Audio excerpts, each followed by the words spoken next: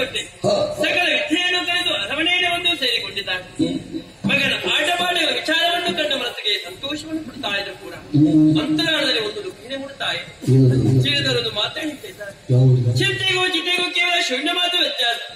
ಚಿಂತೆ ಎಂಬುದು ಜೀವಂತವಾದ ಶರೀರವನ್ನೇ ಸುಡಪಡ್ತದೆ. ಚಿತೆ ಎಂಬುದು ಶೂನ್ಯವಾದಂತಹ ಶರೀರವನ್ನು ಸುಡುತ್ತದೆ.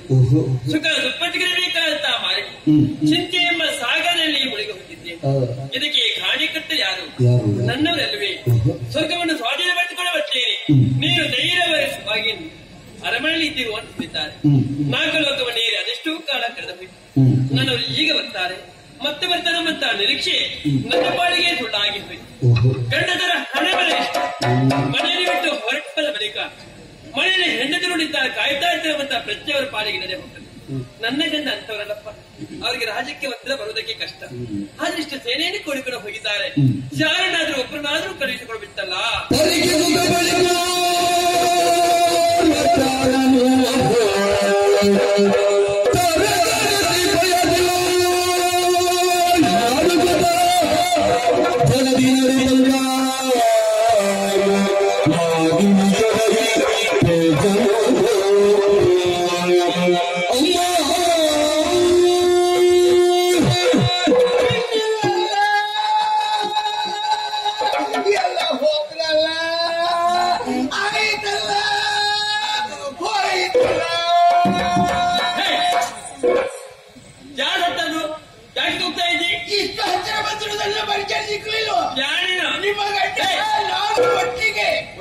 ಒಟ್ಟಿಗೆ ಕುರುಕುರ ಅಲ್ಲ ಮಣ್ಣು ತಾಳಲಿಕ್ಕೆ ಹಾಗಲ್ಲ. ನಿಮ್ಮ ಯಜಮಾನರ ಜೊತೆಯಲ್ಲಿ ನಾನು ಜೊತೆಯಲ್ಲಿ ಹೌದು. ಯುದ್ಧದ ಪರಿಣಾಮ ಏನಾಯ್ತು?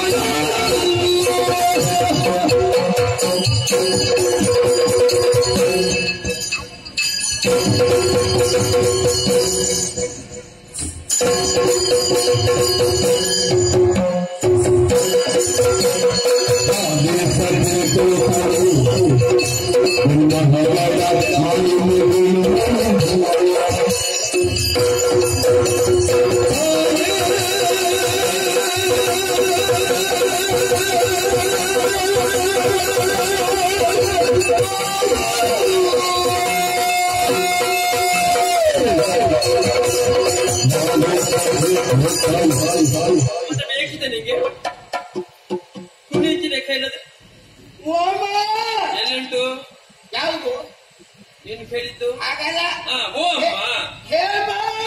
ಇದ್ದಲ್ಲ ಎಲ್ಲಿ ಹಾಗಲ್ಲ. ನಿಮ್ಮಲ್ಲಿ ಗುಣಮಳಿ ನಾವೆಲ್ಲ ಮೇಲೆ ಹೋಯ್ತಾ ತಗೊಳ್ಳಿ. ನಿಮ್ಮ ಸುರತ್ಕಲ್ಲಿ ಒಬ್ರ ಇಬ್ರ ಸುರರು ಸಾಲು ಸಾಲಾಗಿದ್ದಕ್ಕೆ ಹೋಗಿ ಬಂದ್ರು. ಯಾರು ಬಿಡ್ಲಿಲ್ಲ. ದೇವತೆಗಳು 8 ಕಡೆಯಿಂದ ಬರುವಾಗ ಒಂದು ಉರುವ ಅಂಬು ಬಿಟ್ಟದ್ದೇ ತಡ. ಆ ಬಾಣಕ್ಕೆ ಹೆದರಿ ಎಲ್ಲರೂ ಓಡಿ ಹೋದ್ರು. ಎಲ್ಲ ಓಡಿ ಹೋದ್ರು. ಹೋಗ್ಲಿ.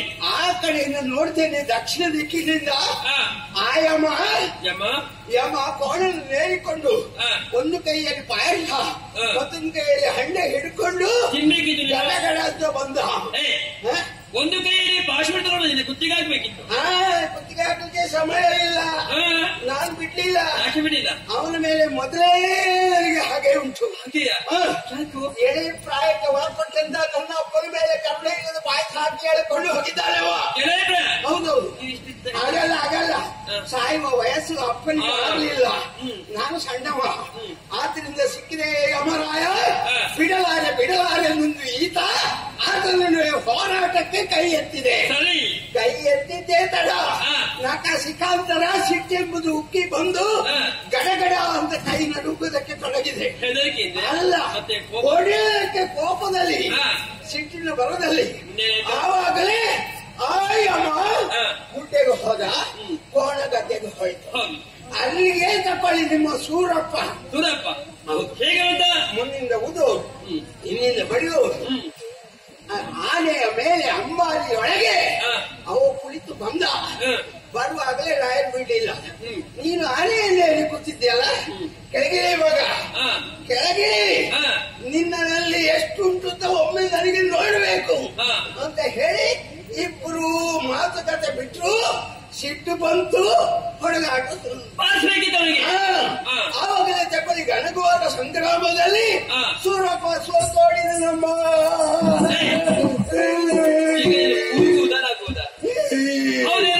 ಸಂತಸದ ವಿಚಾರವನ್ನು ತಿಳಿಸುವಾಗ ಯಾರಾದ್ರೂ ಗುಪ್ತಾರ ತಿಳಿಸಬೇಕು. ಕಾರಣ ಉಂಟು. ರಾಯರು ಸುತ್ತಮುತ್ತ ನೋಡಿರು. ಹಾಸನೆಯಲ್ಲಿ ಉಂಟು ನಿವಾಸನೆಯಲ್ಲಿ ಉಂಟು.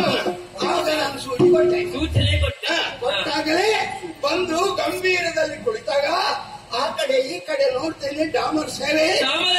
ಅಪ್ಸೀರೆಯರು ಕುಡಿಯುವುದಕ್ಕೆ ತೊಡಗಿದ್ರು. ಹೌದೌದು. ರಂಬೆ, ಉರ್ವಶಿ, ಮೇನಕ, ತಿಲೋತ್ತಮ ಇವರೆಲ್ಲ ಕುಡಿಯುವುದು ಪ್ರತ್ಯೇಕ. ಒಂದು ಕಡೆಯಿಂದ ನವಿಲ ನೃತ್ಯ, ಮತ್ತೊಂದು ಕಡೆಯಲ್ಲಿ ಹಾವಿನ ನೃತ್ಯ, ಮತ್ತೊಂದು ಕಡೆಯಲ್ಲಿ ನೋಡ್ತೇನೆ ಒಬ್ಬಳಾಕೆ ಕರುಣಿ ಒಂದು ಹರಿವಾಣದ ಮಧ್ಯದಲ್ಲಿ ಒಂಟಿ ಕಾಲಲ್ಲಿ ನಿಂತು ತಲೆಯಲ್ಲಿ ಕೊಡಪಾಡು ಹೊತ್ತು ಕುಡಿಯುವುದಕ್ಕೆ ತೊಡಗಿದಾಗ ರಾಯನು ಬಳಿಗೆ ಹೋಗಿ ನಿನ್ನ ಕಂಠ, ನಿನ್ನ ಸೊಂಟ, ನಿನ್ನ ಆವ, ನಿನ್ನ ಭಾವ ಇದನ್ನೆಲ್ಲ ಕಂಡಾಗ ನಾನು ಆಭಾರಿಯಾಗಿದ್ದೇನೆ. ರಾಯರು ಹೇಳಿದ್ದು, ನೀನು ನಿಜವಾಗಿ ಕಲಾವಿದವೇ? ಕಲಾವಿದೆ.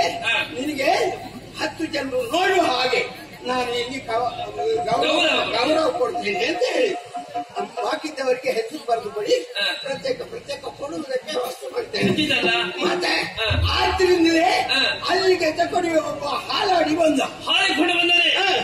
ಮತ್ತೆ ಗೊತ್ತಾಯ್ತವ ಯಾರು ಅಂತ? ಯಾಕ್ಷಲ್ ಪಿಂಗಲಾಶ. ಅವನು ಬಂದದ್ದು ಗೊತ್ತೇ ಆಗಲಿಲ್ಲ ರಾಯರಿಗೆ. ಬಲ ಕೆನ್ನೆ ನೋಡಿ ರೆಕ್ಕೆಯಲ್ಲಿ ಒಂದು ನನ್ನವರಿಗೆ ಒಂದು ಪೆಟ್ಟು ಕೊಟ್ಟದೆ ತಡ ರಾಯರು ರಾಯರಿಗೆ 3 ಚಾ ಬಂತು. ನಾನು 4 ಚಾ ತರಿಸಿದೆ. ಚೇತರಿಸಿದೆ ಗಾಳಿ ಹಾಕಿ. ಆವಾಗಲೇ ಬಿದ್ದವರು ಎದ್ದು ಕೂತರು. ಎದ್ದು ಕೂತದೇ ತಡ ಯಕ್ಷ ಹಿಂದೆ ಮುಂದೆ ನೋಡಿದ ಮತ್ತೊಂದು 2 ಪೆಟ್ಟು ಕೊಟ್ಟದೇ ತಡ ಕೂತದೆಲ್ಲ ಮಲಗಿದ್ದು. ಆವಾಗಲೇ ಹಿಂದೆ ಮುಂದೆ ನೋಡಿದೆ ಯಕ್ಷ ಹೊಟ್ಟೆಗೆ ಒಂದು ಮೆಟ್ಟಿಗೆ ರಕ್ತ ಕಾರಿದ್ರು, ನಾಲಿಗೆ ಹೊರಗೆ ಹಾಕಿದ್ರು. ರಾಯರು ಕಣ್ಣು ಮುಚ್ಚಿದ್ರು.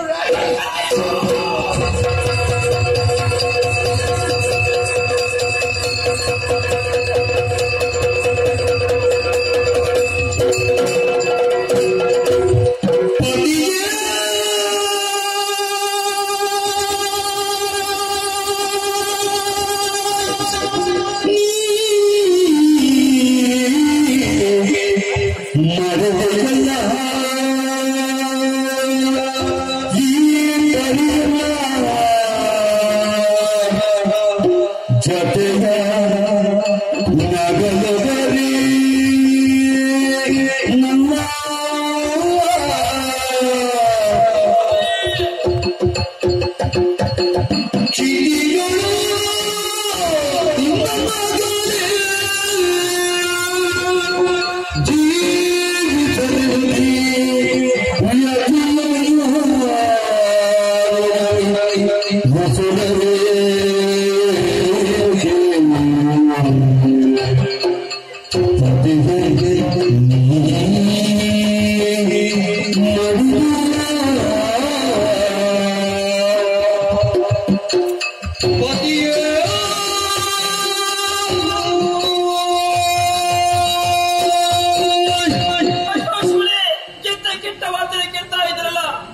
ಈ ವಾರ್ತೆಯನ್ನು ಕೇಳುವಾಗ ನನ್ನ ಕಿವಿಯೇ ಕಿವಡಾಗಬೇಕಿತ್ತು, ಪ್ರಾಣವಚ್ಚಿ ಹಾರಬೇಕಿತ್ತು. ಯಾಕಾಗಿ ಬದುಕಿದೆ?